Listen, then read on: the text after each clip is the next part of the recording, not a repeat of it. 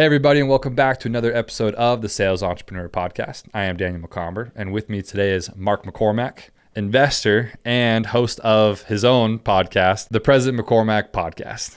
Glad to have you on, man. Yeah, absolutely, man. Thanks for having me on. Yeah. It's fun being a guest on a podcast, not being the host all the time. I know, right? Yeah. I was a guest on my first podcast last week, and it is a way different feeling, isn't it? It's kind of way more relaxing, I think. Way more relaxing. Yeah. Well, it's funny, too, because you...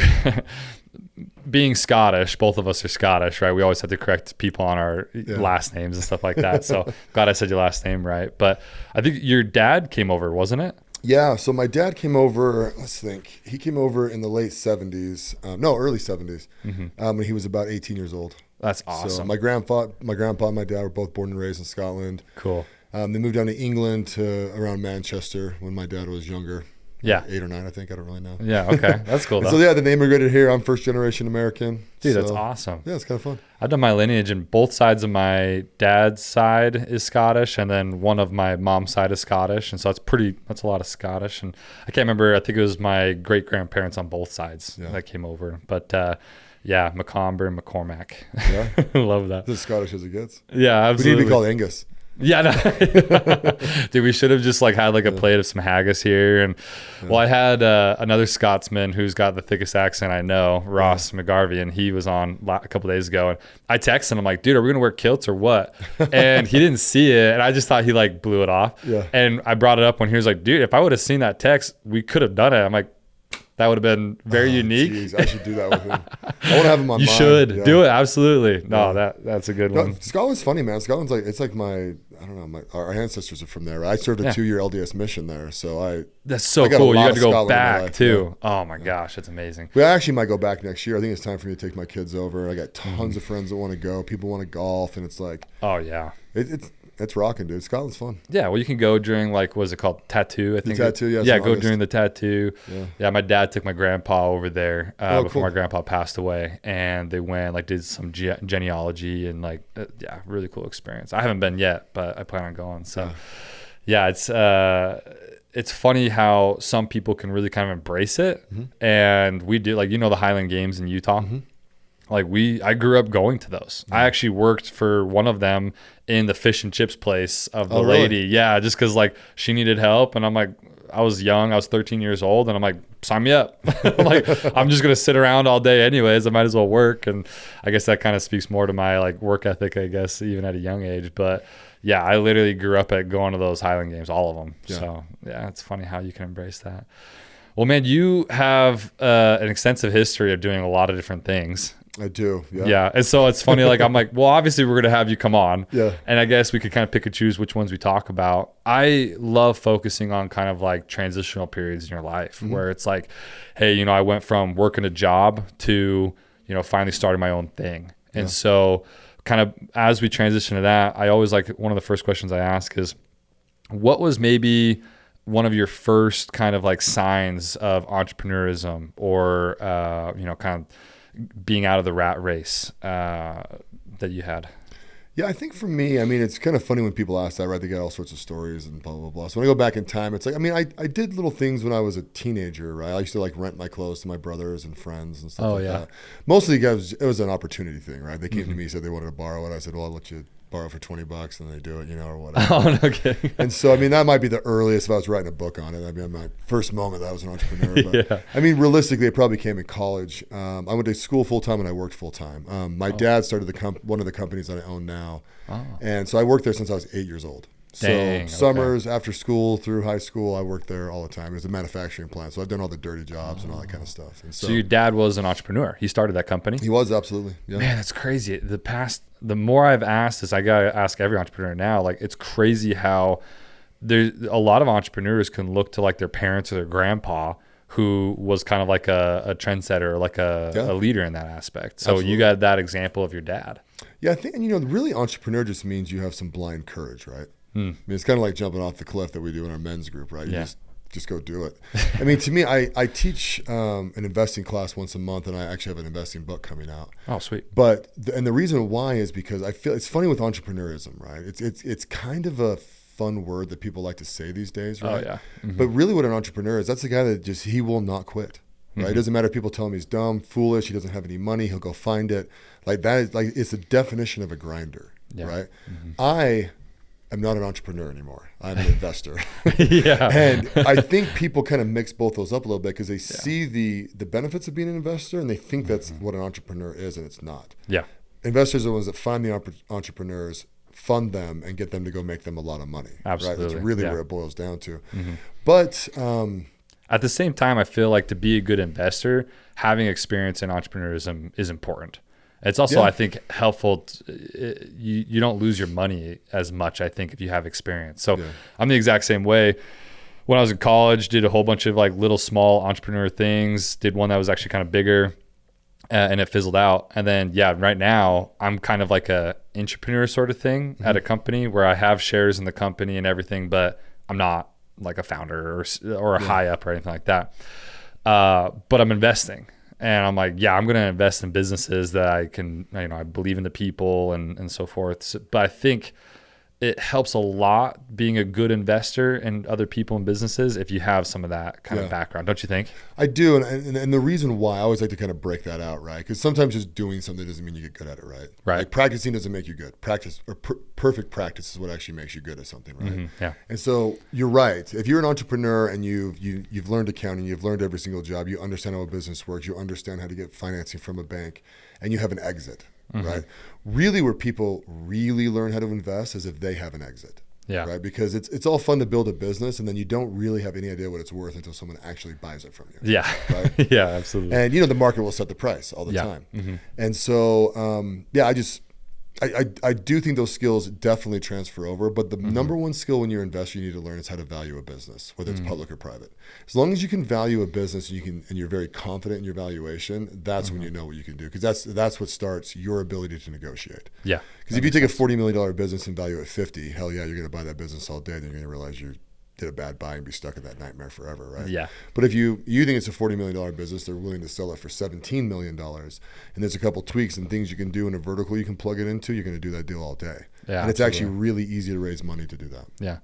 Well, I mean, so now you're an investor, and so kind of going back to like the roots a little bit, when you were an entrepreneur, sorry for my not knowing this, but you had a couple exits or with some of the businesses you started? I've had some exits, few exits. I've had some burn and blow up and cost a lot of money.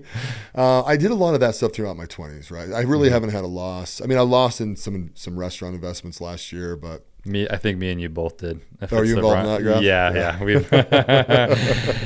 We both did. So, and the funny thing was that's that's the second, but that's the biggest, but the second loss I've ever had on an investment, right, side of it. But And it's funny too, because of that investment, it's a local investment for anyone that listened to this here in Utah. There was a 3 restaurant concept thing that we were kind of like conglomerate. And what it looks like now is it was just mismanaged. You know what I mean? Like the people didn't really know what they were doing. I said this, which means I didn't underwrite it very well. Well, I said this on another episode too. Everyone always says you learn more from your failures than you do your successes. And I think that's kind of a blanket statement. I think that it's not necessarily that you learn more from your failures. I think it's when you fail, you focus on why you failed so much more than when people succeed. When people succeed, they think, oh, well, I put in the work and that's why I succeeded, but they don't actually reflect and realize what the heck happened. Actually, I just saw someone on a podcast the other day. I can't remember who it was, but that's what they said. They were like, hey, if you were to reflect on your successes more, then you'd actually learn probably just as much, if not more, from your successes as you do your failures. But as a natural tendency, we all learn from the failures.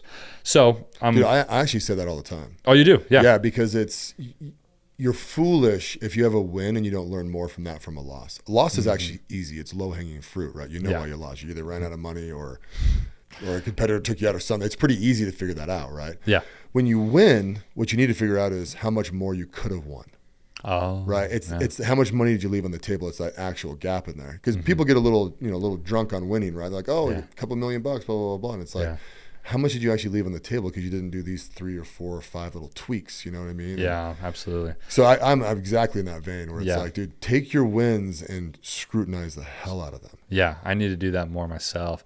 And at least from this one loss that we had, the biggest thing I've realized is like, well, whenever I'm investing in a deal or doing my own due diligence, I have to understand who brought me the deal. Is it somebody who actually has a voice in the company who is managing it, or is it like a syndicator? And I've just learned a hard lesson that, I just got to make sure that whoever I invest with, I just want to make sure that they're the ones that actually have a voice in the company and have a say.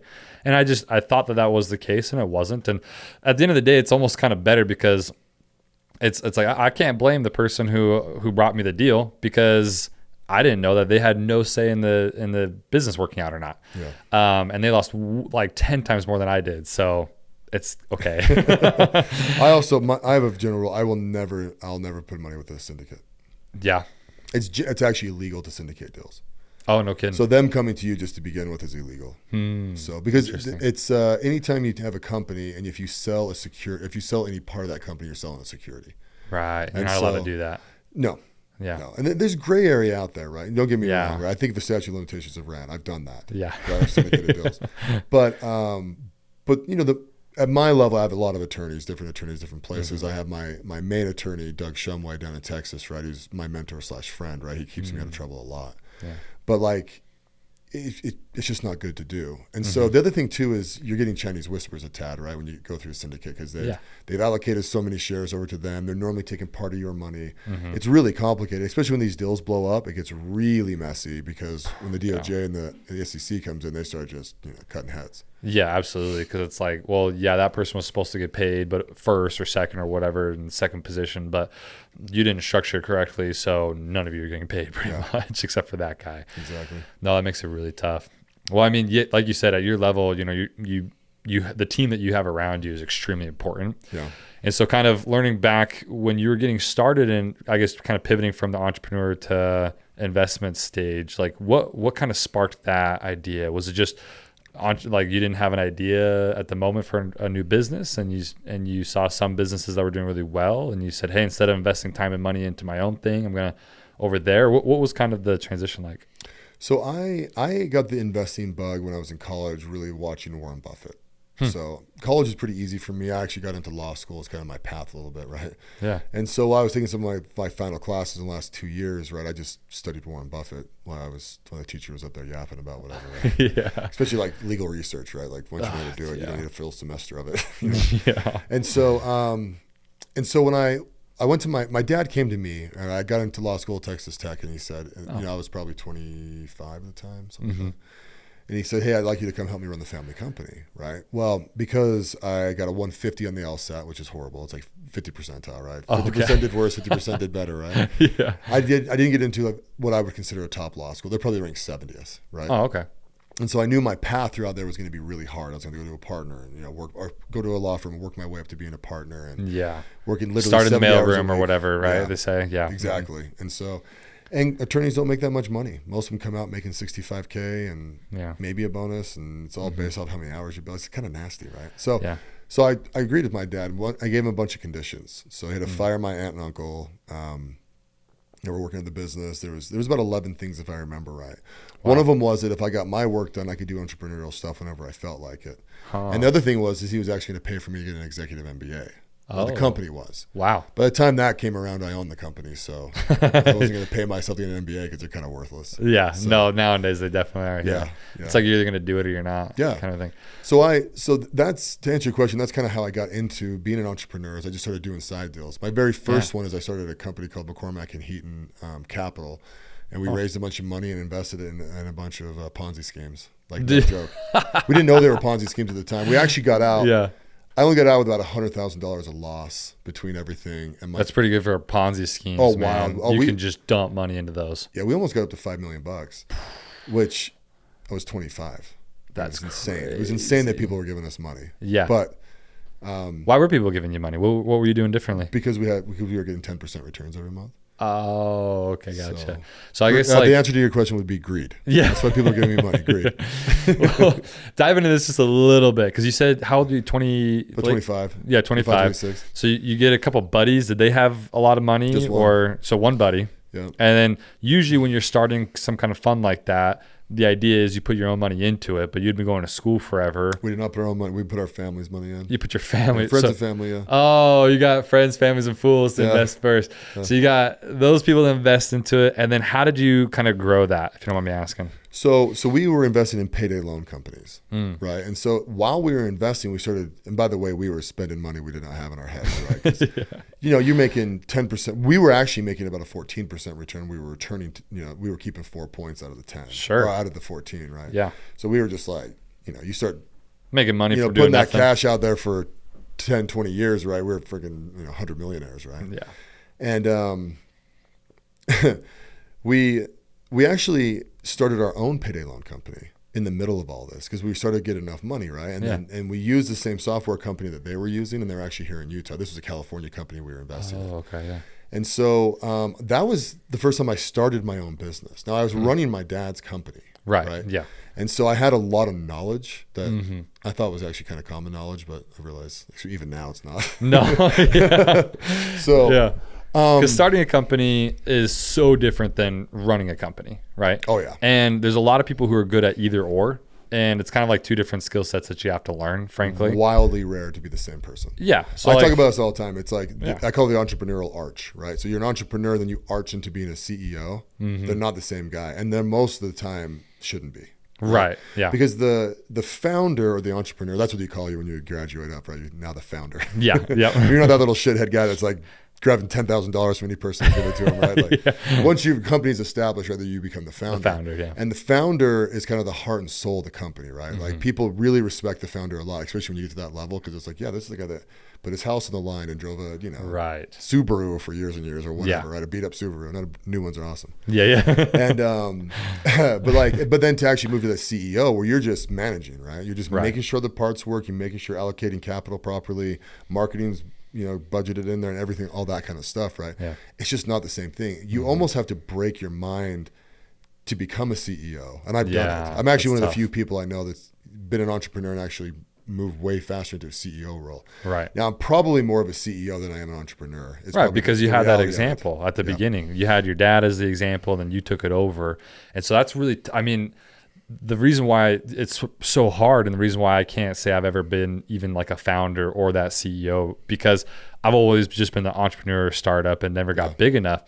And that's what most people ever are until the one deal that they do or the one business that they start finally gets to that level. But once you get to that level, it's like, how do you get experience being a CEO? How do you can't take classes on being a CEO. I mean, you can hire a coach and a mentor who's a CEO, but good luck. I mean, I don't know too many coaches and that are CEOs that have time to like coach other people. There's not one good coach out there. Yeah. So that's the thing is you had that incredibly valuable experience to the point where you knew like, okay, cool. Like if I can figure out how to start this thing, and then I kind of know the second part of it already. That's really, that's awesome. Yeah, no, absolutely. The scaling the business part is actually funner to me. It's way funner. Yeah. But to answer your question for people, if you found yourself in a company, well, there's actually a couple different things. I'll plug myself real quick, and then you can just take it somewhere else if you want. Let's hear it. So Brett Shell from the first. Oh, Shell, yeah. So him and I are actually building a business club up in Salt Lake. I had him on the podcast, by the way. Oh, have you? Okay, cool. Yeah. So he's probably told you all about it. Yeah, he talked about, I don't know if it's still called Agora or not. Called Agora, yeah. And it was called Fat Unicorn, but someone else has that. Freaking drives me crazy. I like that one. Yeah, I was when he mentioned that on social media, I was like, dang, dude, this is wild. And then he said Agora. I'm like, for some reason, I think that's going to get adopted in Utah very well with his second name. But his passion that he has for that project is remarkable. So. I'll tell you, it comes from the exact same passion that I have, right? So we're partners on that, right? Oh, awesome. Yeah. And it's being, you feel alone. You feel alone as a CEO a lot. Yeah. Right? And it's funny because I've shared that with people. Like, dude, I'm here for you, blah, blah, blah. It's like, that's not what I'm saying. I'm saying I have to decision make alone. Right? Because you can't really grab your employees. You can grab your employees for certain things, right? But there's always that, like, you hold their paycheck. So they're going to say whatever they think that you want to hear, right? It's pretty rare that you have an employee that can actually be like, no, we need to do this, or we should go this way. Yeah. Because there's a lot of courage that comes with that, because if they disagree, Because if you disagree with your boss enough, he'll eventually get sick of you. Right. Right. And so that's just a universal truth. So you're always kind of playing on that knife edge, right? Yeah. So really what you need is a group of CEO friends, right? And that's really what we're creating. We're creating you're going to lease your space up there from us, but we're going to have masterminds multiple times a week. And so if you were to come up there and be like, hey guys, what software do you guys use in this circumstance? This, and this. But you're in a massively unbiased, no one's selling you anything, right? But you're in this like safe container basically, right? You can ask whatever you want. It's like, hey, this CPA sucks. Am I paying too much in tax? Am I doing this? What do you guys do for marketing? I've wasted a ton of money on this. Don't do this. You know what I mean? Like that's really what that's all about. Yeah. For you to become a really good CEO, you need to get a mentor. And so you can find a business group like mine. That's what I mean. I'll plug mine, but then people can go find one. I don't think they exist, but I think we're one of the first ones to really do a good job. Because I'll have my whole CPA team up there. My investing team will come up there. Like everyone, they'll just be exposed to all this kind of world, right? Now you can recreate that if you want, but you've got to kind of leave your office and go to these places and go talk to your CPA and go talk to your friend's CPA. You know what I mean? Like there's a lot of inefficiencies if you don't bring it to you, kind of thing. Right. Sure. But hiring consultants I don't like general consultants, and I've hired them in the past, right? Yeah. I found really quickly that I know more than them, and I'm smarter than them, right? So when I want a business consultant, I want it for a very specific thing, right? Like for a short period marketing, of time too, boom. usually. For like 3 months. Exactly. Yeah. And some of these guys get like 7 years, 8 years with coaches. I'm just like, dude, what are you doing? Yeah. What else can that guy teach you at this point? And you if just you haven't, well, another thing too is like if you haven't grown to pass the coach at that point, he's definitely not helping you enough because no, that's the crazy thing is that when you're growing, it's so hard to find unbiased and true relationships that's really tough. And what I really like about the venture you and Brett are doing is Brett he kind of brings that creative side to it too. It's like, hey, CEOs, we love them, but sometimes they lack like the kind of wide scope of what's going on in creative software or AI, for example. And I think that's what he was saying is that you guys are going to bring together like this kind of space where you can use each other's resources a little bit, and it's mutually beneficial. And see, we're up there, so you can hire us either way, but if you're a tenant in our building up there, and there'll eventually be 60 companies in there. We actually we're going to start with 15, but we just met with the broker on the land deal who loves us. He's one of our clients now too. They want us to take the other side where there's 3 stories as well, but they're like, hey, we've cleared the top story, just start filling it up.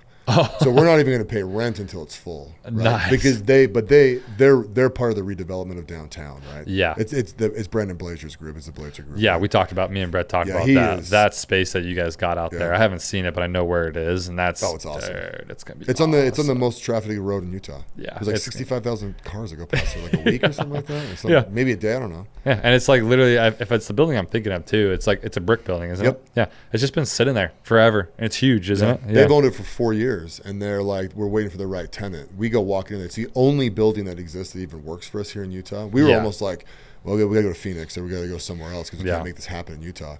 And once they heard our business plan, just heard it. It wasn't even written down. We just talked to them person to person. And they were like, we're in, whatever you guys need. And they've given us all sorts of things to make this work, right? And we're going to start pounding these out. Hopefully in 10 years, there's 15 to 20 of them throughout the country. And so if you're in this building, right, and you're part of this group, right, you'll have access to all these other companies and all these events and all these different things, right? And so, and even with me, I'm very interested in helping some of these companies get to the VC end, right, where their companies are valuable enough that a VC wants to come in and blow their businesses up and then exit them and then turn them into investors, and then they invest in my fund and we go into new businesses. It's just this like little economy we're going to create. And so the good thing is we're all rich, so we don't need your money. It's not community service because there's definitely everyone's paying to be in there, right? But it's actually very, very fulfilling for me, especially, and for Brett. That's what I was going to ask. Yeah. It's like, what was the spark that kind of, because I mean, like you make money off of it per se, but at the same time, like this is a very almost a noble cause in a weird way. It's kind of a selfless thing. It is. I think that just gives us a competitive advantage at the start because we'll eventually sell this business. Every business I'm in, I build them to sell. Every single one, right? I have no legacy businesses. None of them are going to my kids. It's just how I build things. Not even the company you inherited from your dad? Nope. No. You're going to work on selling that eventually too? No. Yeah. Now. Yeah. I am. Yeah. No, I've been doing roll-ups in it, and I bought Yeah. verticals and different things, and I've got some. So I have a portfolio from me, right? I have my own portfolio of companies. There's 5 in there, right? Yeah. 3 of those companies I could probably all merge together and roll up into one, and then just sell them off. Wow. So that'll be a hard one to sell off. I mean, to be realistic, right? I've literally worked in the company since I was 8. Wow. And I have friends in there and all sorts of stuff. But the way that I'll exit that business, I've already talked to a couple of PE groups that want to buy it, and so I actually agreed to do a 10-year.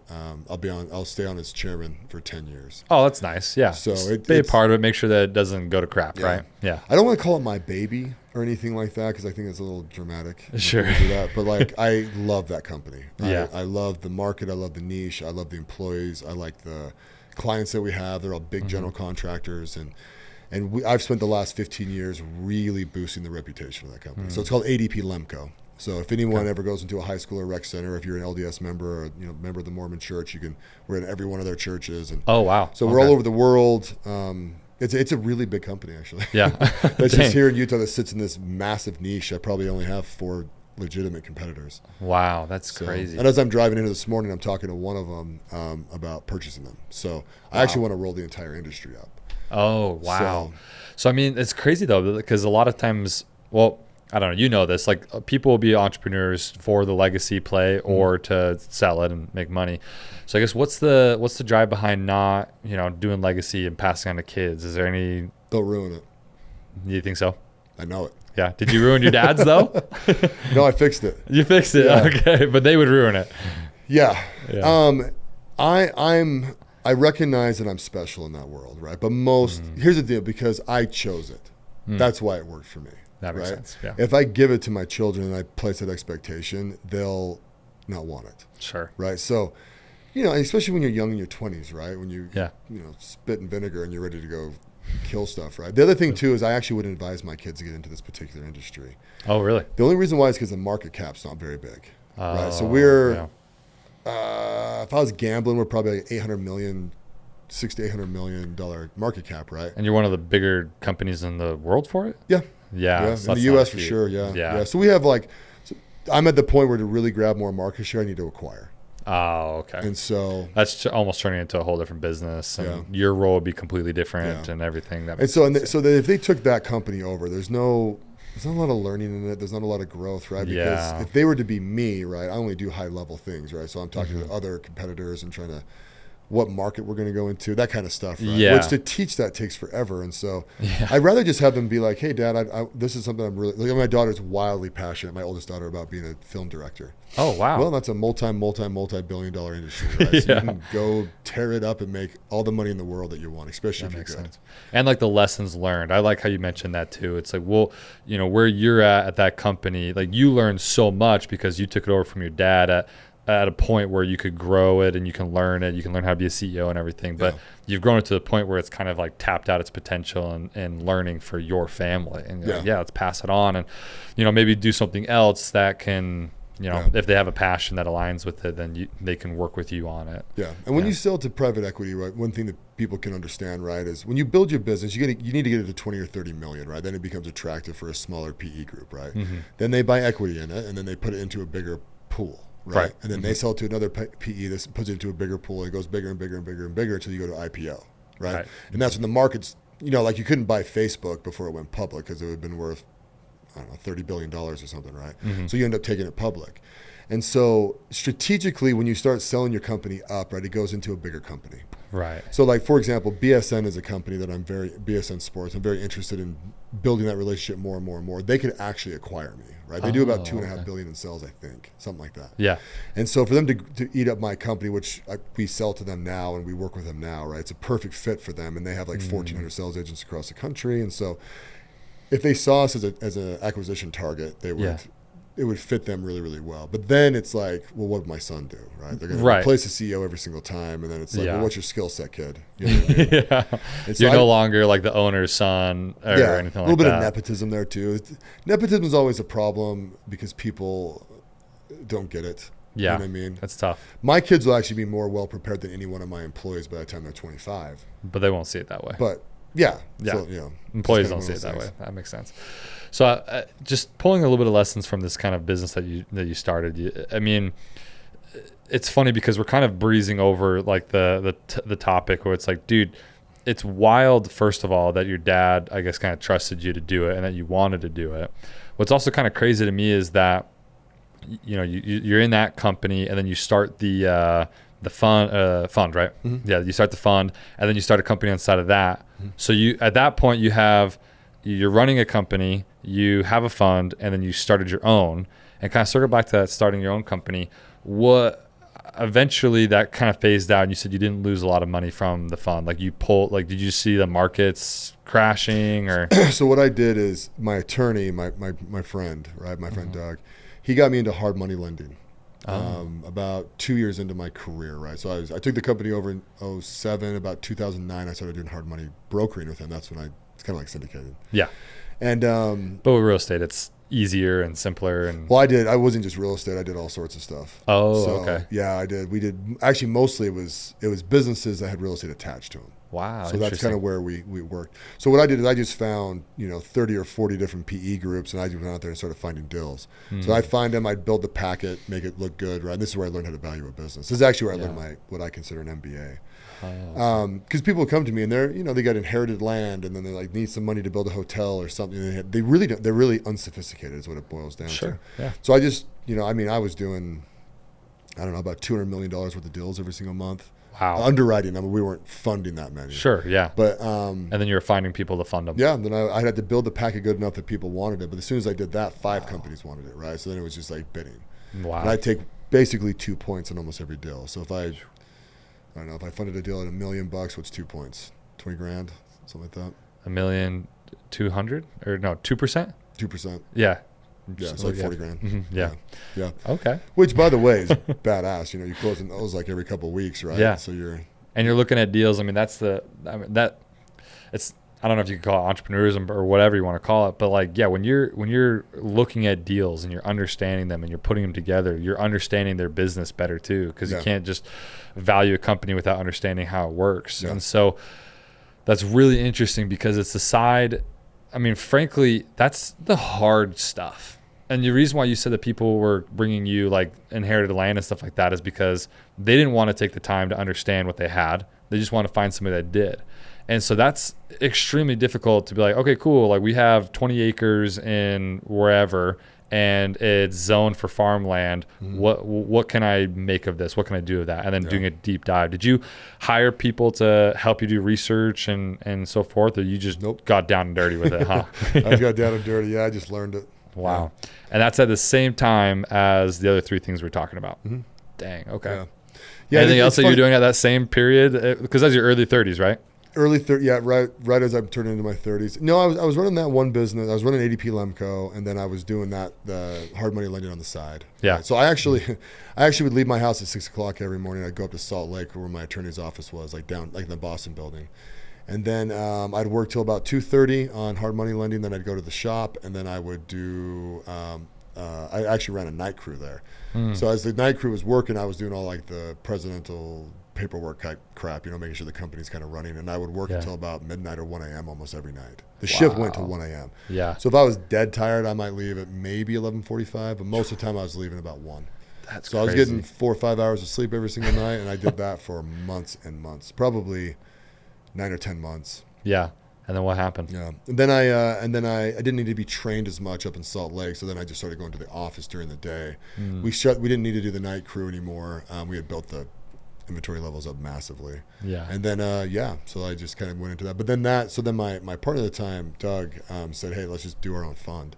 And we'll just take the best deals that you're bringing in. We'll fund it with our own money. And he did all the work on that, like 100%. Okay, gotcha. Yeah. But I was part of it. But I also I learned way more than I was really part of it. Right? He's really good at that stuff. That's like his thing, right? Transactional mergers, acquisitions, stuff like that. Yeah. So that is crazy, man. So for somebody who's out there who is looking at, maybe they like the idea of entrepreneur because that's like the term that like it encompasses everything nowadays, but they don't have an idea and they don't have a ton of money to invest in businesses, for example. What would you say is like the best thing that they could be doing right now? Everyone in their 20s should learn 3 skills and become what they consider the best at it. So if you do that in your 20s, you'll make a lot of money the rest of your life. if you never really learn a skill, right? Mm-hmm. What are you gonna do with it? Yeah. And if it's just one skill, like let's say sales, a lot of the guys, listening are sales. They get really good at sales. It may be like managing skills and leadership. But when you say skills or sales, what are you good at? Exactly. Yeah. Like inside sales, like what I mean is skill, I mean like very specific. Like I am the best. I can put ads on Facebook like no one else. I know how to convert them better than any other person in the entire world, blah, blah, blah. Mm-hmm. If you do that, if you have three things like that are not correlated, right? If three things like that, you can market that really, really easily.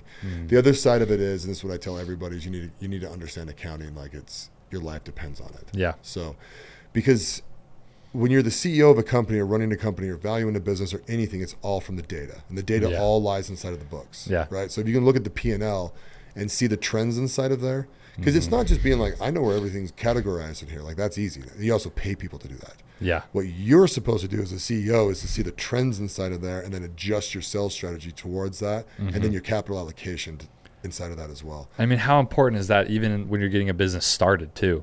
So many people will just like start a business because it's exciting, and then they just put a lot of effort in without doing, again, that hard stuff. Yeah. One of my professors at BYU, Damon Fink, he was in San Francisco and did commercial real estate forever and ever. I hope he's okay with me sharing this, but he used to always say, you have to nerd out in the numbers. Like you have to geek out in the numbers. You have to just learn to love the numbers. And if you don't love it, make yourself do it. And like, he's like, if you don't get down and dirty with the numbers, you can't pay somebody to do it either. Like if you don't understand the numbers, you could pay someone to do the numbers, but the problem is if you don't understand what the numbers reflect, and if you can't see trends like you're talking about, then what are you even bringing to the company? Just like hard work and grit. I mean, I hate to say it, but there's a lot of people that can replace that. Absolutely. You have to have kind of both facets of it, don't you? If you're the CEO and you do not know how to be a CEO, you've become from an entrepreneur to a CEO, go hire that position and get the hell out of the way. Yeah. Every single time, it's a no-brainer. Yeah. Because the company relies on the CEO to set the tone, right? Like the leadership of it, and then to set the sales strategy, essentially. Yeah. Right? The one thing I've learned over the last probably 5 years is like my most important job. So I'm the chairman in all of my companies now, right? So I'm either general manager or president or whatever title works for the individual company. But I come in and I really drive sales strategy. Wow. That is like the most important thing, which means leads. Sure. Right? Where are you getting your leads from? How are you increasing leads? How are you selling more every single month? Yeah. Because a little secret out there, if you don't know this, is sales solves all problems, right? You bring in a whole bunch of sales, it masks a lot of problems. Yeah. Right? You don't actually need to run that efficiently. Like Microsoft is a perfect example, right? That's why these tech companies lay off people. They lay them off in droves, right? Oh. Because they can outsell that function. They can outsell their operating expense, right? Right. Easily, especially with like Microsoft. But so when their sales slow down, that's when you see all these layoffs happen, because that's the only way they can keep their profitability good per quarter, right? Is they're going to wipe all these people out that don't bring them anything. Yeah. All they care about are the numbers at the end of the day. And if you're not driving the sales up, or if you're not supporting like the sales in some kind of facet, then you're gone. And one thing too, like I tell this to people, like the numbers matter, right? Like people, our culture has this whole shareholders are evil, capitalists are evil. Yeah. And it's just weird. It's the dumbest, foolish, you'll just tell me you don't want to ever get rich. Yeah. Or that you don't understand how wealth is accumulated and made in America. Exactly. And I don't know what to tell those people. Like, no, it's not evil. No, your shareholders aren't evil. Your shareholders are when you're the entrepreneur, you're going around begging all your mom, your dad, your grandparents to give you money. Those are your shareholders. Yeah. Your shareholders are the ones that say, hey, I believe in you. Here's some money. Right? No matter how you want to cut that bread. Like it's just, that's what they are. Right? And yes, in return, you made them a promise that you're going to make them more money. Yeah. So do it. So if they're holding you accountable and you fight against it, is that a you problem or a them problem? Right. Yeah. It's a foolish mindset to have. Right? Yeah, absolutely. The data matters. And if you play the game, it's even better. If you're a sales guy, you know exactly what the P&L shows from what you bring in. It's wildly easy to walk in there and get a raise. That's right. Yeah. Right. If you go, hey, I'm going to drive $1 million more to the bottom line, I want 25% of it. There's not a company in the world, if you can prove it in the numbers, Yeah. Right. And show them, right? Mm-hmm. The company in the world is not going to make that deal. They might try and jam you down to 150, right? But Sure. But you're going to get something. Yeah. Yeah. If you know what you're it's worth. It's a lot better than going and being like, hey, I've been here for 5 years. So what? Yeah. Because then that just shows that you don't know what you've done in the past 5 years. If that's the only thing you're hanging on, I've been here for 5 years. It's like, okay, cool. As like a founder or whatever, CEO, okay, this person's been here for 5 years. They obviously don't know like what they've accomplished. Right. And they might say, well, I brought a lot of money to the company. Again, these statements are just like amazing statements to prove that you don't actually know your worth because you're using blanket statements but if you can go in, I should have just asked this. I mean, how valuable is it to even have somebody under your employ that does know their worth? Really good. Yeah. I mean, that's more valuable. You're just driving up.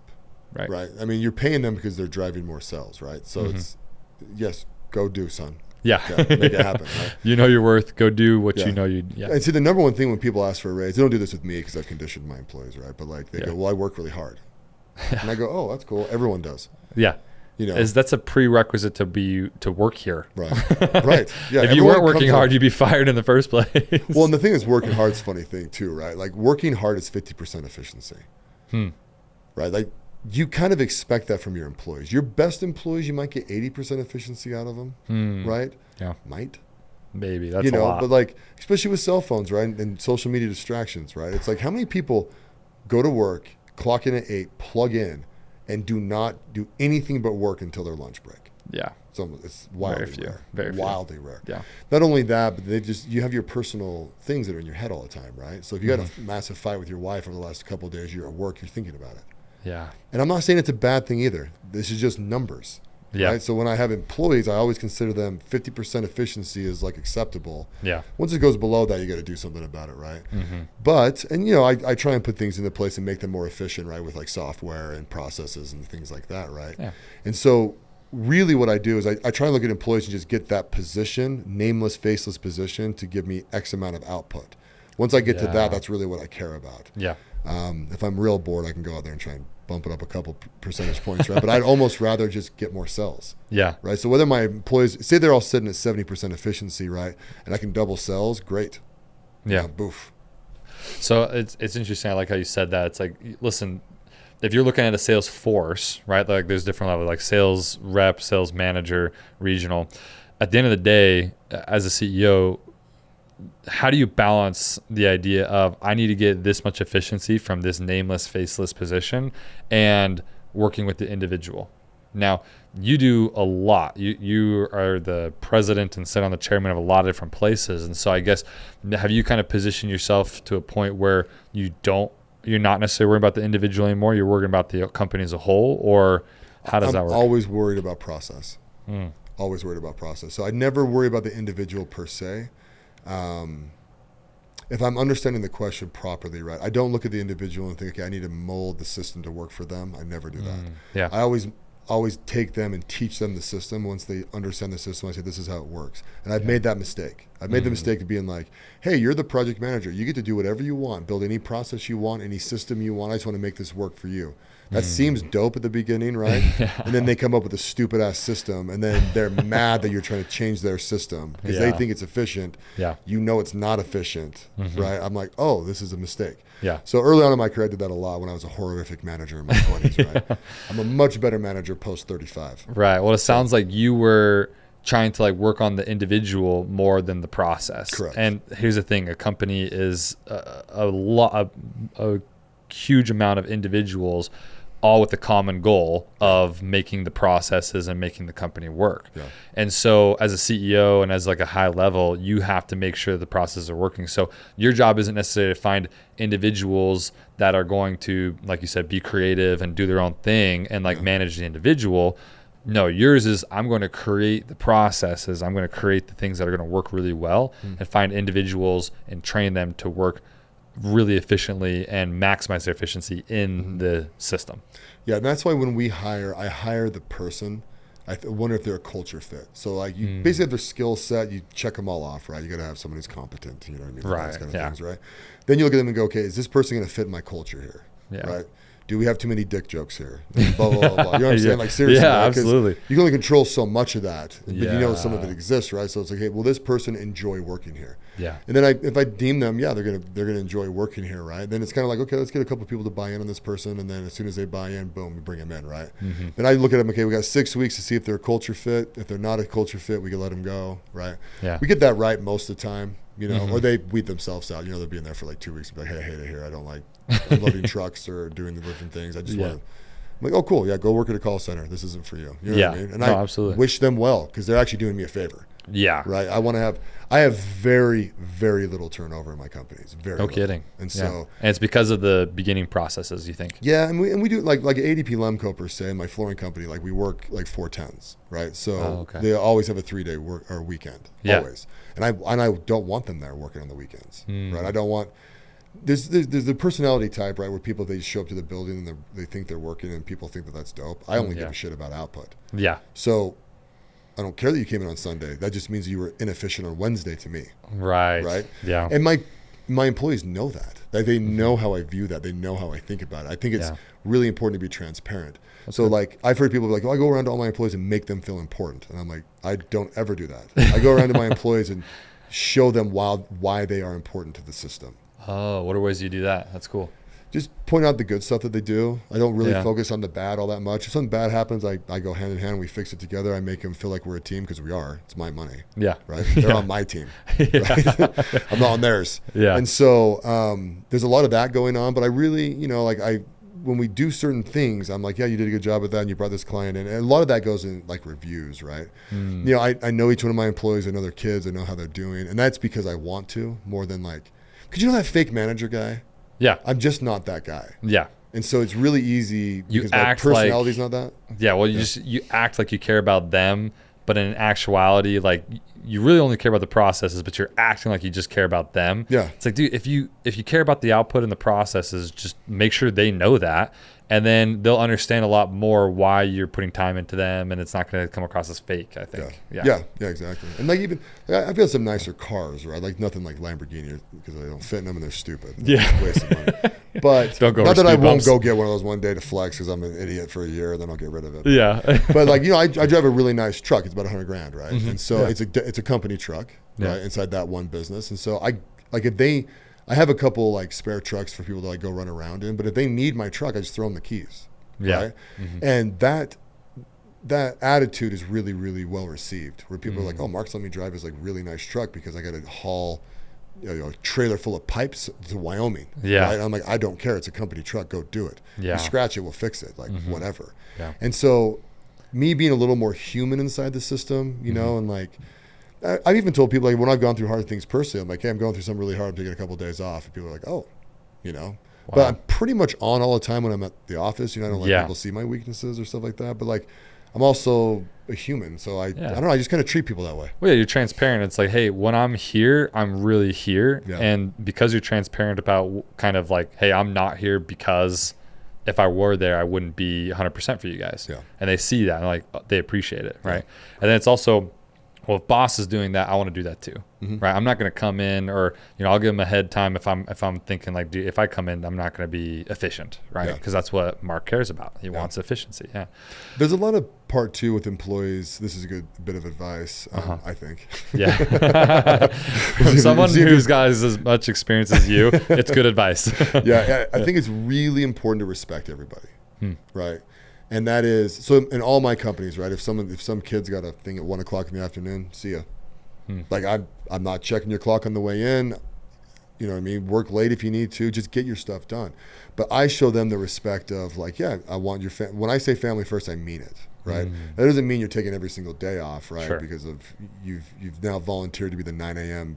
carpool person. That's not going to fly, right? Yeah. But any other thing, you know what I mean? Like I paid for people to go on vacations. I paid for employees to like, you know, like anniversaries, different things like that. Wow. I like to do that. I like to give kind of like little gifts here and there, random kind of things. You know Yeah. what I mean? Not that I do it all the time. I wish I actually did it more, but I don't know. I just give them that like that personal respect level. And I actually think most of my employees would call me a friend, but we still maintain we have an agreement here. Yeah. Right? Like we are absolutely friends, but at the same time, your work for me, you help make me money and I give you a portion of that money. Yeah. Like it's very well understood. That's very, oh man. And it's awesome that you have that, because I think it's rare and it's really difficult too.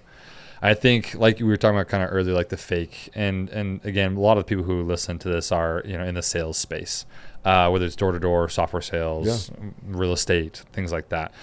All of those companies, it is hard to distinguish being a friend and being an employer and manager, right? Yeah. And so what I kind of recap a little of the things that we said today. I mean, one of the things that I really appreciate about you, and I hope everyone's still with us here, is because this is this kind of stuff that is going to help entrepreneurs actually be a freaking entrepreneur. Yeah. Point blank. Like we could talk about social media and all that kind of stuff all day long, and it'll help like zero. So this is the stuff. Like it's not incredibly sexy, but learning from someone like you who has a massive amount of experience about how to show respect to your employees, this is a skill and a trait that an entrepreneur needs if they want to start a company that's actually going to get to the point where they can call themselves a founder and a CEO. So to kind of recap some of the things that I've heard now from you is you saying, hey, when you're getting started, find 3 skills that you can get extremely good at, that you can make it kind of marketable. You can market yourself with it. And then as you're starting a company, make sure that you're bringing on the right people that fit the culture. And then one of the other things that I really love that you just said was, setting expectations with the people that you bring on, right? Yeah. And so kind of since we're talking about people a whole bunch right now, tell me how important it is, and maybe with some of the things that you look for when you're looking at partners. Because I think you did on social, you made a reel pretty recently about how you only bring a partner on if if you need something specific done, or So tell me how important it is bringing the people on, maybe in the earlier stages. Do you mean partner-wise or employee-wise? Partner-wise, yeah. Okay, good. Mm-hmm. Partner, investor-wise. Yeah, definitely, yeah. We've talked about employees for a while. Yeah. Kind of going back to kind of more of the beginning stages. How important is that? So partners for me, I'm generally the one that someone is coming to partner with me, right? So they're generally bringing me an opportunity, right? Yeah. And so I guess hit on that a little bit more. What do you think? I mean, yes, you have lots of experience, but for someone who's getting started, what do you think that someone could do to be at the point where hey, I want to build myself into a person that people want me to be a part of their. Okay, cool. Yeah. Let me. I'll talk about an actual deal I'm literally right in the middle of right now. And it involves Rye Fry and Brian Wrigley. Oh, right. So you'll love this. Those two are in my group too. So I love those guys. Love both those guys. Massive respect for both of them. Yeah. Right. So Ryan brings me a deal, and he says, "Hey, this is a really good friend of mine, and I'll try not to give." There's some details I can talk about. Some deals. Yeah, sure. Yeah. This is literally not even any deal yet. This is all handshake at this point. Yeah. Hopefully by the end of the day, it won't be. But. In fact, my meeting right after this is with the founder of the company to start going over the marketing strategy and awesome. Processes and how we're going to actually just make this thing work. Yeah. So it's called Great Shot. Cool. We have our first location in Riverton. It is a testosterone place, right? So it's very similar to any of those other places you go get prescribed, and you can come in every week and we'll give you your shot, or you can take the stuff home, whatever, right? Yeah. It's a very, very emerging market, right? It's a very attractive emerging market. Absolutely. And so how this worked was the original guy needed a loan. Right. And so as we started talking to him more, I was like, well, how about we just buy some equity and help you grow this business? Yeah. Right. And I told him why. I'm like, I think this is wildly attractive. I think, there's so much money we can make in this. Each location we could probably get to between $80,000 and $120,000 a month net. Nice. And so with pretty inexpensive costs going in, right? We're probably $200,000 to open a location. Right. So once we stabilize the location in the first 6 months, we start printing money. Yeah. Right. Because it's recurring revenue. Yeah. Yeah. You have people coming in on a subscription or monthly basis. Yeah. Yep. Any business like that is going to kill it. Yeah. Yeah. And so that particular deal, right, we're bringing Brian on because of his real estate portfolio, right? His real estate expertise. Eventually you need, when you start growing locations, right, you have to have a real estate professional with you, right? Whether that's a really good brokerage or him. He's actually way better. Someone who runs his own portfolio. He's over $1 billion in his portfolio. Yeah. And so that skill set with money, right? And then Ryan's selling skill set and the ability to market, and then my skill set of helping running the business. is a perfect 3-person combination to come into this company, right? Nice. And we're actually still minority in it. Yeah. So they still have the majority ownership, which is great. Wow. Okay. And then I want to exit this bad boy, right? So we're not going to make one decision inside this company that doesn't get us to an exit. Interesting. Right. So that's my skill set that's coming into this. That's the particular one that we're tapping, is that we are building to grow. Yeah. Right. So I mean, even though those guys are your good friends, it's not like you were like, hey, we're a bunch of buddies. Let's go in on this company together so we can work together. It's like we're bringing specific skills to the table, right? There's even people that bring me money that I still wouldn't do business with them because they're dumb, even though they have money, right? Like, for example, it's dumb money. Right. That's a real thing. Yeah. Because the problem with taking people's money, if they don't understand how the process works or how long it's going to take before the return is anticipated, you never know, anticipated, right? They become annoying, right? Because, well, I was expecting to get paid on this by now. Well, it's like, well, tough. Yeah. We're building a business. In fact, I may or may not, I probably will take a little bit of money each month eventually, right? But probably not till we're at like 15 locations. Yeah, because this can get big. Yeah. It might take a long time, but at the same time, it's like, Well, every dollar I take out prevents growth. Exactly. You're not hurting for money right now. It's Out of curiosity, and again, we could, depending on if you want to answer this or not, the investor, right? That came to Aversion, he just wanted a loan, right? Yeah, he's an entrepreneur. And he just wanted a loan, right? Was it hard kind of convincing him to give up equity in the company or was it just? No, I don't think so. I think,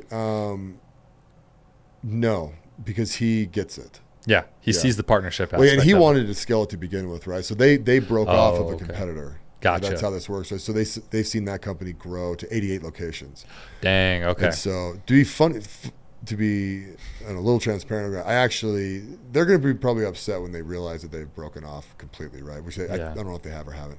Yeah. But I want to grow ours to 125 locations as fast as they get to 125. Then I want to merge both of those companies and I want to sell them off together. Yeah. They'd be worth a lot more money together than they are separate. Yeah. And so now, will that happen? Who knows, right? But it's an awesome goal, right? Yeah.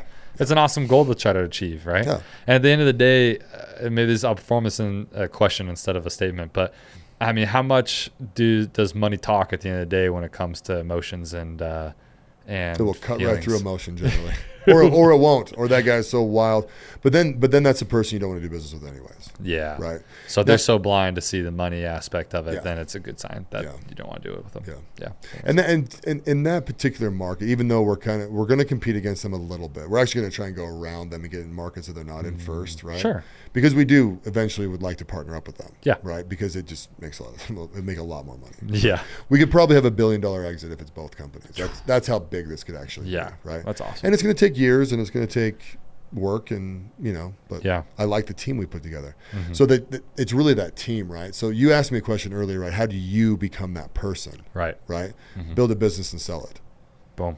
Literally build a business and sell it, learn those skills, become wildly smart inside the accounting world and be able to sit at that table and not learn new things. Not learn new things. Contribute and attribute to the team instead of just learning. If I'm bringing a partner on, I don't want to have to explain to him what ROI means. That makes sense. Or new terms of well, how do you finance that? Why would you structure it that way? And it's kind of like, you don't know this already? You know what I mean? Well, it's kind of like that. It's an old movie, Shabadoo or whatever like that, where it's like you have to understand the language of whatever you're doing it in, right? And so I think it goes all the way back to the Bible days or something like that, where it's like if you don't understand. If you're in a room and you're not understanding the language that's being spoken, go figure it out. And I'm not talking like a physical language like Chinese. It's like it. And here's the thing. I've had a couple people on like you who, this is a little deeper, like pretty specific. And the funny thing is, me and you are loving this. I love this. Yeah. If you're listening to this and you don't necessarily love it or you're not understanding some of it, okay. This is a good check for you. Let's go figure it out. Honestly, if anyone's listening to this, and I don't know what your viewership's at, but I actually teach a monthly free investing class. It's on Zoom. Anyone can get on it, right? Wow. So I'll plug myself just for fun. Do it. This is for you. So if you follow me on my Instagram's President McCormack, right? If you follow me and DM me and say, hey, add me to your investing call, I'll just add you to it.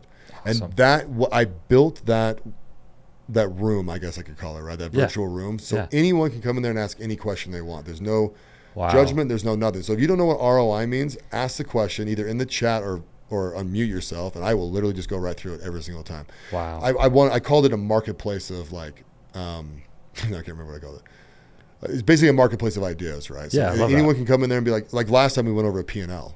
Sure. Right. Yeah. I brought crypto people on. I brought attorneys on. I brought CPAs on. Cool. I brought investing groups on. Yeah. And I don't bring them on for the whole time. I bring them on for like 10, 15 minutes and I get them out of there. Right. And I'm like, Yeah. okay, let's talk about this now. Oh, that's smart. You do a little bit of review. Yeah. Right. Because when you have someone who's specific in their field, they come on, they don't know what everyone else doesn't know. Yeah. So they can get kind of heady and say, okay, cool. That was great. Let's get out of here. Now let's explain to you guys Let's what go the back heck. down to layman's terms. Yeah, Absolutely. exactly. And for me, right, if you jump on that call, I am not ever going to hard sell you or anything, right? I just want you to get in my orbit. And if you're a person that eventually wants to invest in my fund or wants to do a business deal with me or wants to come participate in some of the summits that I do or anything like that, that's the best place for you to get like a massive introduction. Yeah, absolutely. Well, the funny thing is that's literally my long-term goal for this podcast. Like, I want to be around entrepreneurs, get a great network of entrepreneurs myself.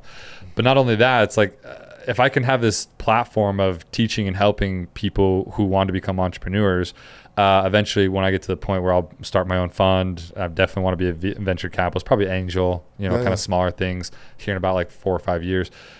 Dude, if I have a platform where I can help people and I can lead them to something like you have, that's the idea. And so, down the road, if we want to do some business together, great, hit me up. But absolutely, that's the point. Well, and I'll give some advice out there for anyone that's in your realm that wants to become a VC or a PE or an angel, anything like that. If you ever want to start a fund or any of that kind of stuff, the best way to do it is put your money in a fund.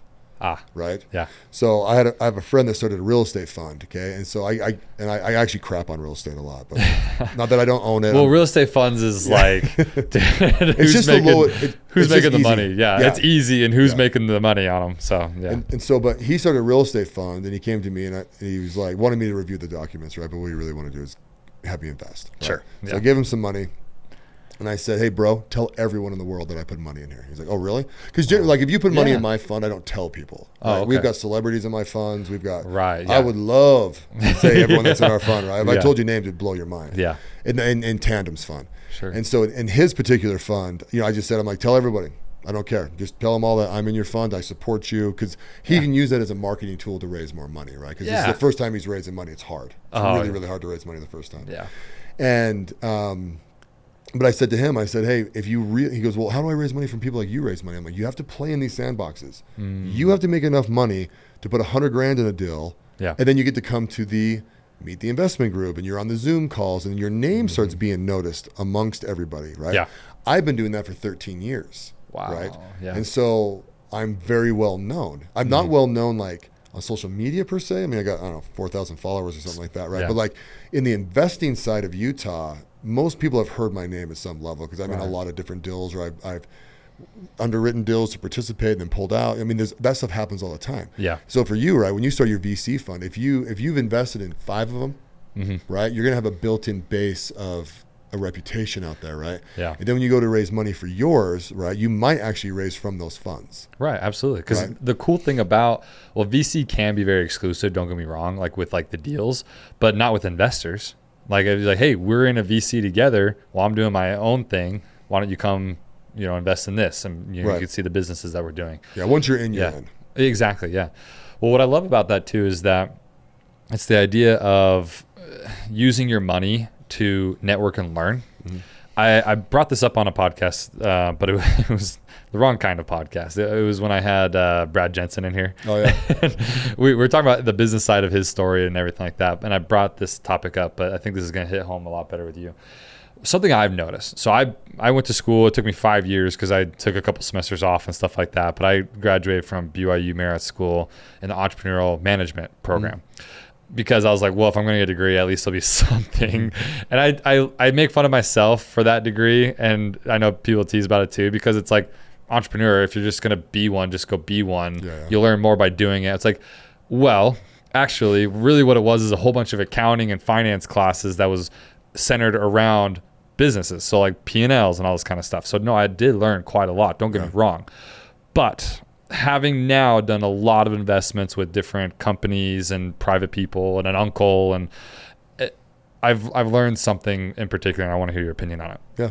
I've learned there's 2 different ways to get education. You can go to a school, you can pay them money, and then the professors will teach you, and then you have to go do homework and learn and whatnot. Or you can get your butt out there, you can make a lot of money, and once you have money, you could go to people like you, for example, say, hey, I'm interested in investing with you, but I want to learn about X, Y, Z. How much more are you willing to teach and like give education and help people if they have money that are willing to invest with you? So for me, a lot. Yeah. Right. So if you bring that to me and say, hey, I want to invest with you and I want to learn a little bit of like why we're doing it this way or how we do it, I'm like, all day, I'd love to do that. Yeah. But that's because I personally like that. Mm-hmm. There's investors and partners of mine that are just like, no way. So they're but like, there's enough. You can put money in or not. Right? Yeah. Especially because, to be quite frank, anyone that's a partner in an investment fund, right? Mm-hmm. Yeah, partner. I'm wrong in saying that, right? You're clearing between $1 and $5 million a year. Yeah. Right. You're a GM. Right. Yeah. So if someone wants to give you like $100 grand or $50 grand and they want to eat up like 20 hours of your time, most likely no, unless you're someone like me who doesn't mind it. Right. That wouldn't work. But at the same time, like I use you as an example. I mean, I like to use you as an example because this is like high, like many businesses, many exits, and you're still wanting to do that. Let's think about all the people who have knowledge that people who are getting started out have below you that would definitely give up time. Or let's say the guy that's starting his first fund, how much does he know? He's got a lot of information. If you find someone who's on like their first, second, third fund, that's still pretty new, and you say, hey, I've got 50 grand, I got 100 grand, I'd love to invest with you, but can you teach me? Well, yeah, because they want your money. Your $100,000 is pretty valuable to them, and all they got to do is teach you about stuff. Holy crap.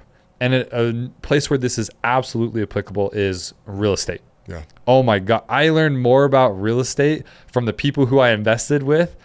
And actually one guy specifically, Patrick, here in Utah, I've learned more. I've had probably 50 hours of phone calls with this guy, and I've only invested in one deal with him, and it was a really small one. Oh, cool. We wanted to invest in bigger ones, but it just wouldn't work out. Yeah. The cool thing was he was willing to give me, I had asked question after question after question, and he didn't mind it. Yeah. And I was just like, holy crap, dude, I'm learning so much. And the thing is you have to honestly want to invest with them. Yeah. If not, then you're just tricking people, and that's stupid. That sucks. And you're getting a bad reputation. But he knew, I'm like, dude, I got the money. I want to wire it. But like, I'm really cautious about a deal like this. Can you teach me about it? He teach me about it. I'm like, no, that's not for me. Yeah. But the thing is that me and him still have a good relationship. And if he ever does bring me something that is more my wheelhouse, I'm going to invest in it. So those are two different times. You can spend $50,000 in education, or you can get out there and try to make $50,000 and then take it to people, and you're getting real hands-on education, in my opinion, from people who are out there in the weeds doing it. Yeah. No, you're 100% right there. I like that. I would advise someone, if they had 50 grand, to go put it into a fund, right? That's going to be like a minimum, right? Generally. Yeah. Right? That's why I say 50 grand. But go into that fund and then participate. The other thing too is a lot of funds have education channels, right? So like, absolutely, really? Yeah. Because if you come to my fund, if you put money in my fund and you say, I want to know how my money's doing, anyone in that place will tell you about it, right? Oh, okay. When I first was answering your question, I thought you meant more like, hey, I'm going to put some money in, then I want you to consult me, or like, give me education, like for like as an addition, right? No, anything you actually invest in all day, right? You can talk to any underwriter, they will give you anything. Yeah, absolutely, and it's actually very smart. You're right. Yeah, I would say for people, I wouldn't spend more than 15 grand a year on education. Take that outside of college and university, because that price is stupid. Yeah. But like, if you're going to go to a couple seminars a year, like I just went down to Alex Hermose's scaling workshop, right? It was $5,000. Yeah. Right. For 2 days. Oh, that's not crazy. No, it wasn't bad at all. And then I signed up for the $15,000 additional consulting. They're trying to hit me on the $100,000 one, but they're not going to be able to consult. Was it worth the $5 grand, you think? Not for me. No. I mean, I was going to say, like, Alex Hermosi, you think you both have a lot of experience and stuff like that. But the $15,000 one, you think might have some potential. That'd be awesome. I hope. Honestly, I want access to Alex. That's why I bought it. That makes sense. Yeah. So, so for example, the first thing we did is we sat down and we opened this book, and they have like a valuation worksheet, right? So I just filled it out. It took me like 2 minutes. Yeah. Right. So then they spent the next 2 hours teaching people how to fill it out. So there was a little bit more of what was going on. Now the second day, I mean, I learned some stuff. Don't get me wrong, right? Yeah. But I also went down there wanting to learn things too. So I wasn't grumpy about it or anything like that. But I'm like, the first day I was like, that was not for me. Yeah. Also, most of the companies in there were between 3 and 5 million in revenue. Oh, so smaller companies. Yeah. Oh yeah. So I was like, I'm way bigger than these dudes. Yeah. And the problem with that is, it's not that it wasn't a flex. It was just during the question and answer. The question and answer that most people are answering, I'm just like, this is basic shit. Yeah, that makes sense. So make sure you're putting yourself in the right places where it's the right level of education. Kind of like we're talking about. If you don't understand most of what we're talking about, like if you are listening to this podcast and you didn't know what a P&L was, okay, well, definitely go figure that out, because we brought it up 100 times today. Maybe come back to the podcast, but Google profit and loss statement. Should we just profit and loss statement? Exactly. ROI, return on investment, ROA, like all these things. But the funny thing is that, I love that. Like, there's something like reaching way above your belt can be good, and it could be seen as like admirable, but it can also be seen as like, hey, naive, right? So back to the example I kind of gave you is like, if you, and by the way, the reason why I say 50 grand is usually the minimum threshold for kind of any fund, because it's like, okay, they got enough that they're not going to bug the crap out of me. Usually if it's below 50 grand, they're worried, but they're worried that you're going to bug them. Frankly, right? I mean, if I came to you and say, hey, I only got 10 grand, but I'd love to invest in your thing, you're going to be worried like, oh, he probably, like, that 10 grand might be his last 10 grand, or like that 10 grand means so much to him that he's going to ask me all the time. That's exactly what it is. So you have to be an accredited investor to invest in funds. You don't have to be. They normally set aside like 10 or 20 spots, right? Like legally you can do that, but like, you don't. Right. There's not one fund of mine that we don't take a non-accredited investor, right? And the reason for that is because so an accredited investor in Utah, each state's different, but here you have to be worth $1 million outside your primary residence, right? So you can't have $500,000 sitting in your equity in your home and then have $500,000 in cash and then become an accredited investor. It doesn't work like that. Yeah. And that reason why is because we actually want people in our fund, number one, that aren't going to bug us. That's a really good reason. But it's not that they're like calling a lot, it's that they don't understand how it works. Right. So then they're like, well, tell me how this works. And it's like, well, we invested in a $700 million business. Like, what part do you want to understand? You know what I mean? Yeah. So we lost like 1% on this quarter, and you want to know why? Like, well, I can open up an entire book. Sales were down. Easy answer. Sales were down. Yeah. But. And so, and the real thing, like when I invest into a fund, and I'm in a lot of them, right? Because I've been doing this for years. I've only been a partner at Tandem since last September, right? I actually was investing with them before I became a partner. Oh, okay. And so I invested in 4 or 5 of their deals before then they asked me to help them raise money, basically. Yeah. So, oh, that's cool. And I love it. I love their architecture. It's great. It's a perfect fit for me. Yeah. I'm actually one of the best employees you'll ever meet. And that's the only place I'm an actual employee. Yeah. Because you're only going to be employed at a place that you love, that you really enjoy, right? Yeah. That makes sense. Yeah. No, I love this. I love the idea of, helping people understand like the first steps that they need, and just like kind of like base requirements, honestly. Like if you want to be in this game, and by the way, it's not just investing. Like if you're wanting to be an entrepreneur, cool. Like take what we talked about today and understand how investors are thinking, right? Yeah. If you're an entrepreneur that doesn't understand how investments work, well, first of all, you're going to get taken advantage of. Flat out. Like it's not, and you can blame the VCs. VCs sometimes get a really bad rep. It's like, no, it's not their fault. It's your fault. It's sales. Think about it like that. Like some customers are going to take a lot of money from, some you won't, because that's just how it works. So one, make sure you're not getting taken advantage of. But two, it's like, man, you'll get so much more better access to better people and people who want to spend time with you if you just educate yourself. There's no shortcuts. Flat out. There is no shortcuts. That's a very good saying. Gosh. So a lot of people go and like they buy these books and they go to these seminars and they're like shortcut. There's no shortcut. You have to learn it. You got to learn it. And you have to apply it. You have to know how to apply it. Buying the book and reading the first 2 chapters is not doing it. Like I hear from people a lot. I love pointing this out. People go like, well, I want opportunities. I need to see opportunities. I'm like, do you know what an opportunity looks like? And they're like, well, no, I don't know. Someone brings it to you and it's like, it looks like risk. Opportunity is risk. Yeah. So when you look at something, when you're actually looking at a quote unquote opportunity, you're looking at something wildly risky. You're trying to de-risk it, then invest into it and then grow it. Yeah. Like that is literally what an opportunity looks like. Also, there's a bazillion opportunities, right? Yeah. We see that actually make it through initial underwriting, probably 120 to 150 deals a month. Wow. Or opportunities a month, right? Yeah. We may fund one. Yeah. Right? When I was down at Alex Hermosi's thing, I think he said he was seeing 36,000 a month. Right. Yeah. Now, I know for a fact that what he's actually looking at, there's no way you couldn't physically look at 36,000 deals, right? So No. they're qualifying down to probably 1% of that, 1% of 1.1, you know, Oh, and that's what they're looking at to actually bring into their own portfolio. Yeah, but he gets that many sent to him, which is wild. That's wild. I mean, that's if you could position yourself to a point where you're having people pitch you the idea, that's amazing. And that kind of, I mean, the social media. And he's not even close to peaking on his social media reach either. Yeah, like He's barely like.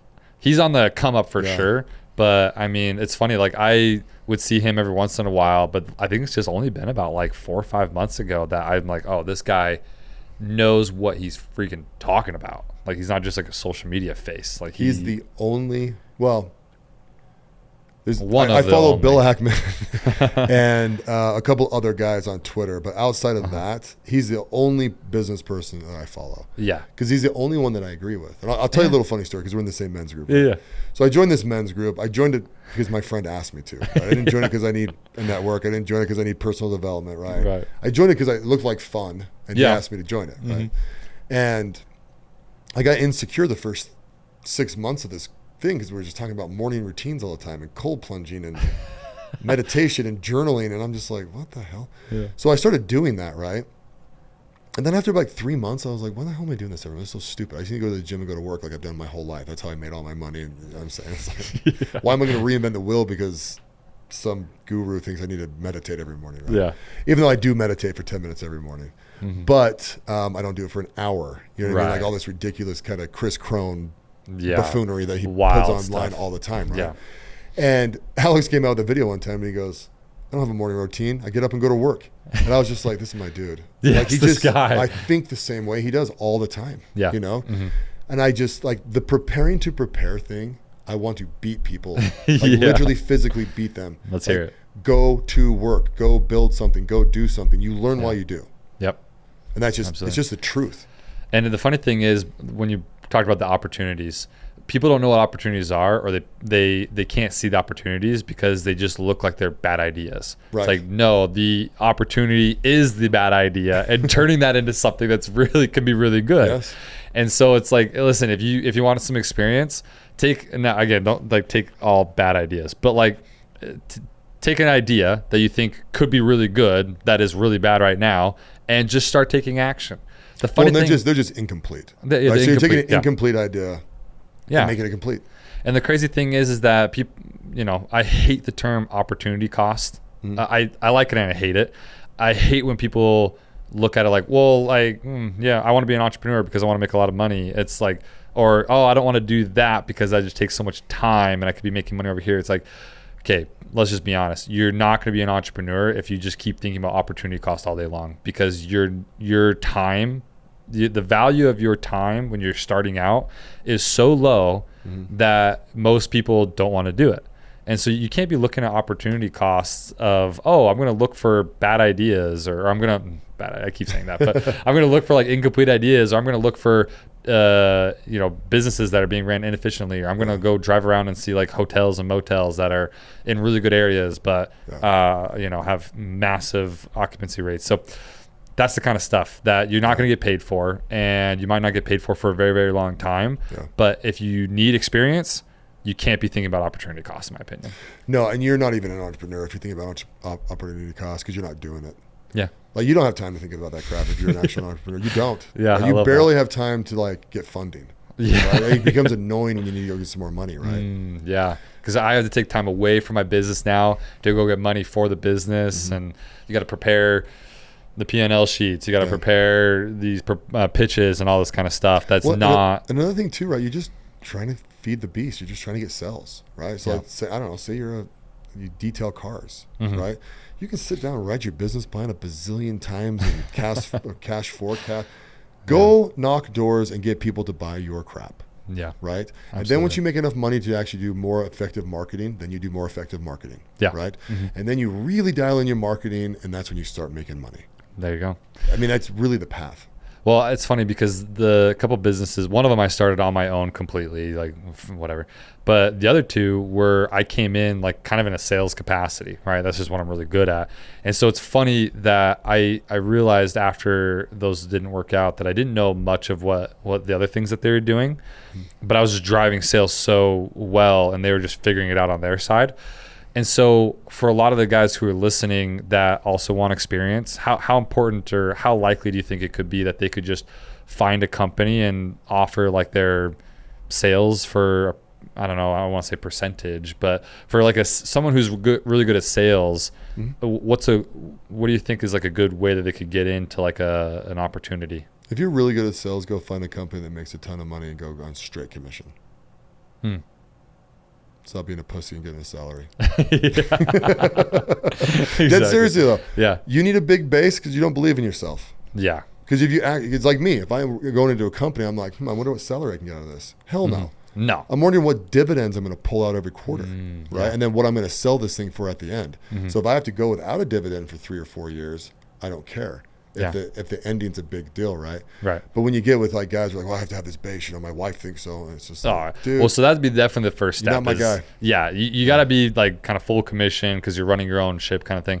And then I guess the next step after that, if they want some experience like in the entrepreneurship or like kind of starting a company or being a part of like something new. If you're a sales guy, let's just pick Vivint, right? Because everyone knows Vivint, right? If you're a sales guy in Vivint and you're crushing it, take 3 hours a week, get permission to talk to their CPA and go sit with him and make him your mentor for 4 months, 4 or 5 months, until you learn it really well. Then go to the next thing, and then go to the next thing. Go up the chain as far as you can. I mean, at Vivint, you're not going to go hang out with Todd. No. But like, there's some real high-level managers inside there, right, that you absolutely can go spend a couple hours a week with. Yeah, absolutely. Like, honestly, probably if I was to really map this out, you're either going to go 1 hour on Tuesday, 1 hour on Thursday, or a 2 hour block. If you can do that and then just ask them the whole time, how do you do this? Why do you do this? Blah, blah, blah, and you just can learn every possible thing you can, and then go out there and kill it in sales and come back. Yeah. That's how you use the duality of it.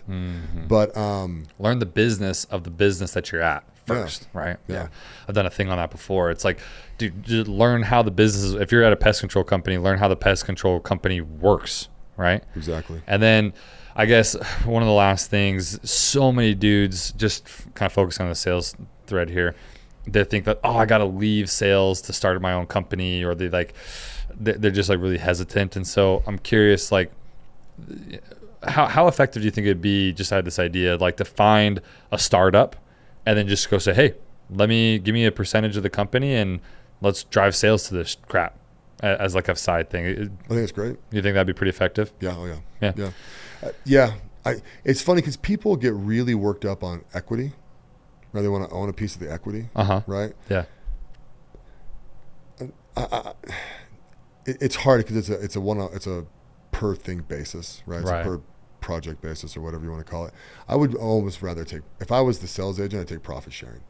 Because they're much more willing to give up profit sharing. You'll make more money, and then you're just going to take your own money as you make it and invest it in stocks and maybe whatever, right? As you're building your net worth, right? Yeah. And then eventually, once you're like, I've got enough net worth that I could actually just go do my own thing, then go do your own thing and hold 80% of the equity. There you go. Right? Yeah. It's much better to do that than hold like 1, 2, 3, 4, 5% of some company. And then, because here's another thing too, right? Like ADP Lemco. So I technically bought it in 2015, right? So it's 2024 now. Let's just say I sell that thing in 2030 just for fun, right? Sure.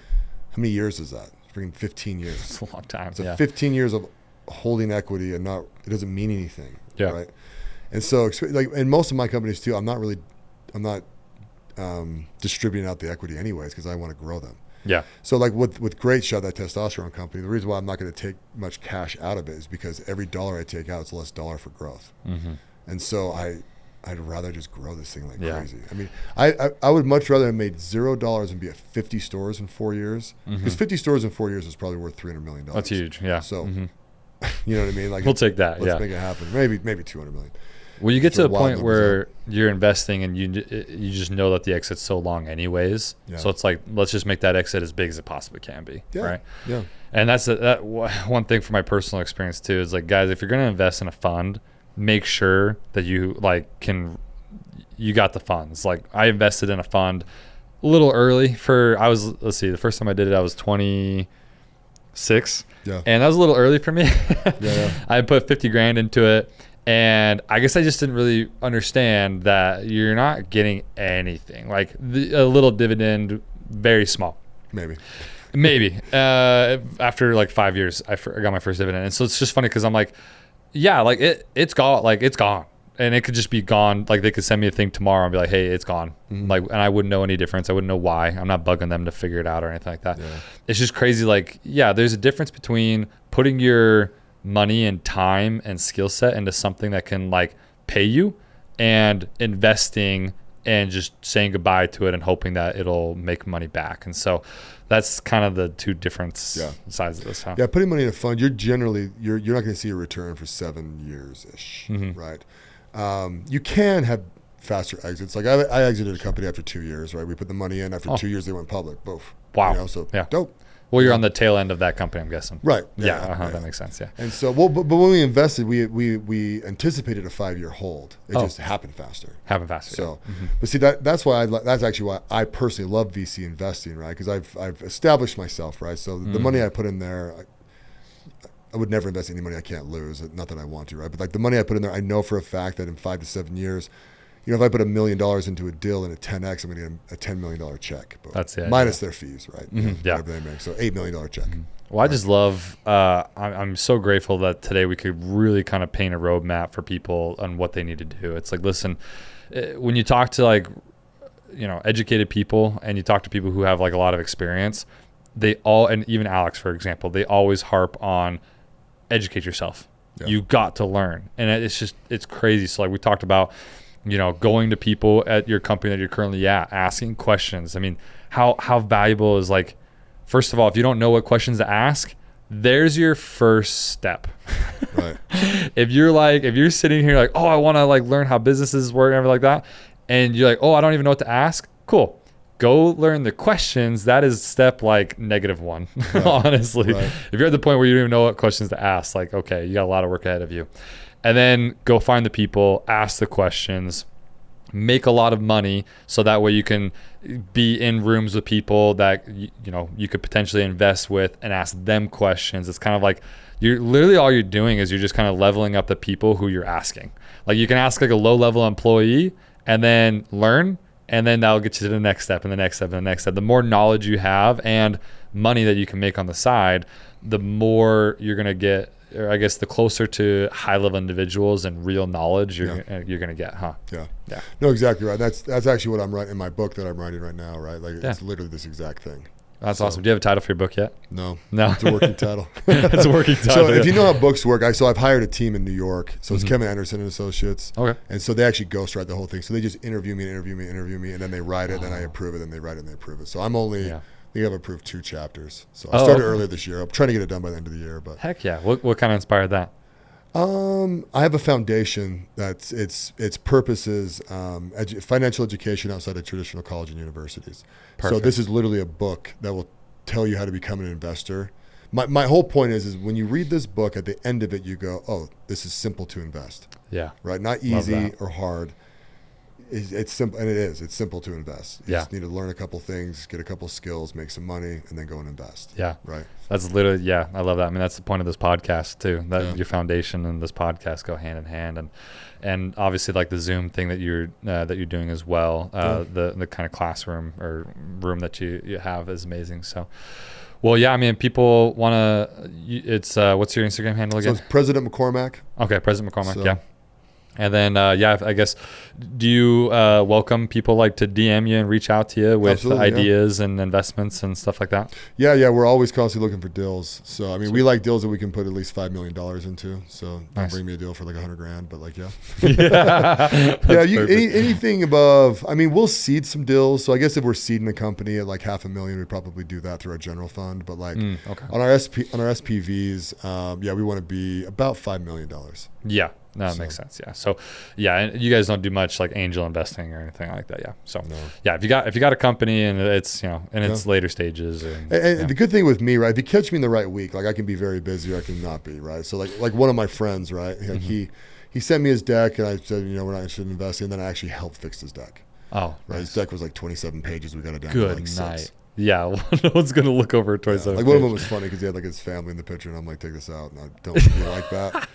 And I'm like, I know you think that by putting your family in here, you're gonna pull some heartstrings over here, but there's not a fucking chance. Anyone in the VC world is gonna give a shit that your family's in this. Desperation. Like, is this even a big company? Well, you just are like, yeah. Next page. Yeah, I mean, they're just gonna look. They want to see your financial forecast. They want to see Yeah. your P&Ls, your financial forecast, and then what your plan is with this money. There's like 3 pages that they're going to look at specifically first. And then if those check out, okay, we'll look at the other 3 or whatever. Yeah, that makes sense. The general rule out there, people, do not make your deck more than 10 pages. If it's more than 10 pages, your product has to carry the vast majority of those, right? So, like if you were going to introduce the iPhone, right, you'd have like a picture of the iPhone, all the functionality, you know what I mean, in the next page. It'd just be like very product centered, right? If you're a service-based company, then you don't, there's only so many things you can include in something like that. When you're asking the VC, right, you're saying like, I have built this company to a point that I just need to inject some cash into it. If you inject this cash, this is the anticipated return I have for you. If you can boil it all down to that, that's all you need. Yeah. Right. They'll ask you anything else from there. I love that. Well, thank you so much for coming on today. I think that, we're definitely going to use some of this for social media and whatever we can just to help get this knowledge out there, because so many people feel stuck, I think, and they think their only opportunity is like somehow through social media and like coaching or something like that. So I love that we're really painting an actual roadmap to help these people. Absolutely. So, thanks for having me on. Yeah, appreciate it.